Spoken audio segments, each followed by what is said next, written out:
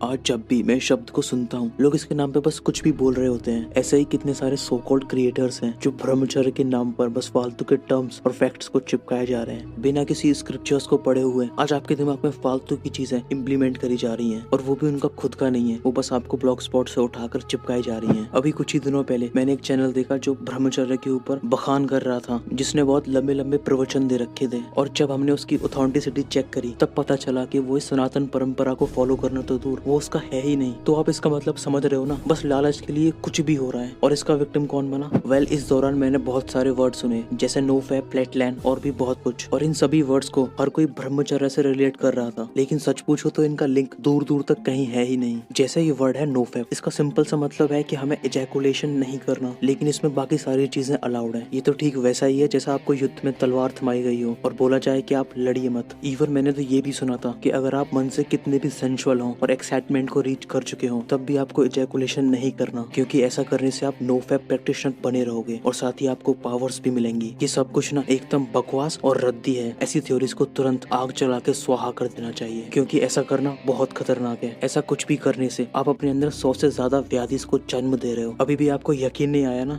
तो सुनो। So according to Ashtanga हृदयम and चरक समेता वेगान न धार्य वाता विन्मूत्र चवातु तुर्तक्षुदम निद्राकाश श्रम श्वास जुरुम्बा अश्रुच अर्धिरेत साम। यानी इस श्लोक के अनुसार ये वो 13 नेचुरल अर्जेस हैं जिन्हें कभी रोकना नहीं चाहिए, और जिसके अंदर सोना, खांसना, छींकना, रोना, वॉमिट करना और साथ ही मल मूत्र जैसे तमाम वेगों को इसके अंदर बताया गया है। और जिसमें से एक वेग है रेतस यानी कि शुक्र वेग, और जिसे कहा गया है the urge for seminal discharge और इजैकुलेशन। और पता है आयुर्वेदा ने इस पूरे कॉन्टेक्स्ट को किस चैप्टर में डाला है? चैप्टर 5 के द प्रिवेंशन ऑफ डिसीज यानी कि रोगानुपातन अध्याय में। ये होने वाली नेचुरल डिटॉक्सिफिकेशन प्रोसेस में से ही एक है, जिसमें बॉडी कुछ सर्टेन थिंग्स को बाहर करती है। जब हमारी बॉडी को कुछ सर्टेन थिंग्स को बाहर फेंकना होता है या फिर उसे नेचुरली डिटॉक्स करना हो, केवल तभी हमारी बॉडी इन वेग्स को प्रोड्यूस करती है, और हमारी ये ड्यूटी है कि हमें इन्हें तुरंत अटेंड करना चाहिए। वेल, इन्हें रोकने से हमारे शरीर में बहुत सारी व्याधि यानी कि डिसीजेस जन्म ले लेती हैं, जिसमें से ही कुछ है ज्वर यानी फीवर, हृदय व्यथा मतलब हार्ट से जुड़ी दिक्कतें, अंग भंग यानी बॉडी पेन, शंदता यानी इम्पोर्टेंस जिसे शायद नपुंसकता कहते हैं, और है गुह्य वेदन और वृद्धि जिसका मतलब है pain and swelling in groin and testes. देखो, ये सभी दिक्कतें जब होती हैं जब हम एक एक्साइटेड स्टेट में हो और हम उस वेग को कंट्रोल करने की कोशिश करें। यहाँ ब्रह्मचर्य करना गलत नहीं है, गलत वो था जिसमें लिखा था कि नो फैप करना, किसी भी कंडीशन में मत छोड़ना। देखो, अपने ऊपर सेल्फ डिसिप्लिन रखना वो अलग बात है, लेकिन यहाँ जो मैं कहना चाह रहा हूँ बस वो ये है कि हमें अपनी चीजों को ट्रेडिशनली सीखना चाहिए। किसी वेस्टर्न वर्ड के चक्कर में आके कुछ भी ऐसे ही नहीं सुन लेना चाहिए। अब नेक्स्ट वर्ड है फ्लैट लाइन, और ये वर्ड फ्लैट लाइन पिछले वाले से भी बड़ा स्कैम है। कैसे आपको टर्म चिपका चिपका के पैसे बनाए जा रहे हैं, अब बस वो देखो।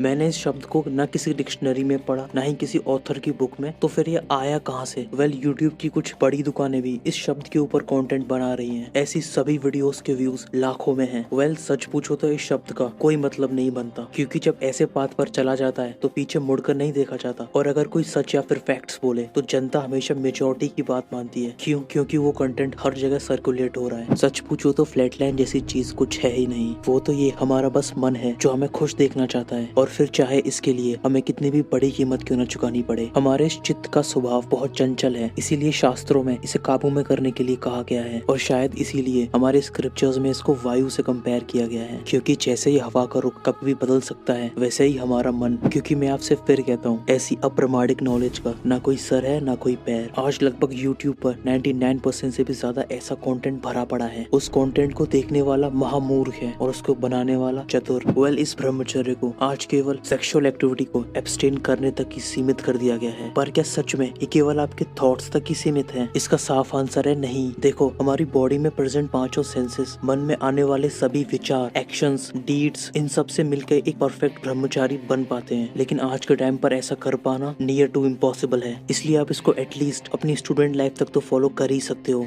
और जितना ये चीजें मैटर करती हैं उतना आपका फूड भी मैटर करता है। अब इसके बाद जो सबसे ज्यादा इम्पोर्टेंस है वो है आपके फूड की। ये आपका शरीर है, कोई मशीन नहीं जिसमें आप कुछ भी डालते रहते हो। इस फूड को भी 3 कैटेगरीज में रखा हुआ है, तामसिक, राजसिक और सात्विक। अगर आप तामसिक फूड कंज्यूम करोगे तो 110% आपको आलस आएगा, आप कुछ भी ढंग से नहीं कर पाओगे, क्योंकि ये तामसिक आहार की पावर है। तो अगर मैं सात्विक आहार की बात करूँ तो इसमें शुद्ध और शाकाहारी भोजन होता है, जिससे आप दिन भर लाइटनेस और एक्टिवनेस फील करोगे। और ऐसे ही फूड को परफेक्ट माना गया है, जिसे एक स्टूडेंट, ब्रह्मचारी या कोई कोई भी एक इंसान खा सकता है। और मुझे ये बिल्कुल समझ में नहीं आता कि हमें ऐसा खाना खाना ही क्यों है जिससे हम शारीरिक रूप से कमजोर पड़ रहे हो। वेल, कुछ लोग कहते हैं कि हम इस बात पर आगे नहीं बढ़ पाते, हमारा विल पावर इतना स्ट्रॉन्ग नहीं। अरे मैं आपसे कहता हूँ, एक बार संकल्प तो करके देखो, फिर देखो उसकी पावर में कितना दम है कि वो आपको कभी नीचे गिरने नहीं देगा। मार्क माई वर्ड्स, संकल्प की शक्ति में बहुत पावर है। तो इसी के साथ मैं आशा करता हूँ कि आप दी गई जानकारी से सहमत होंगे।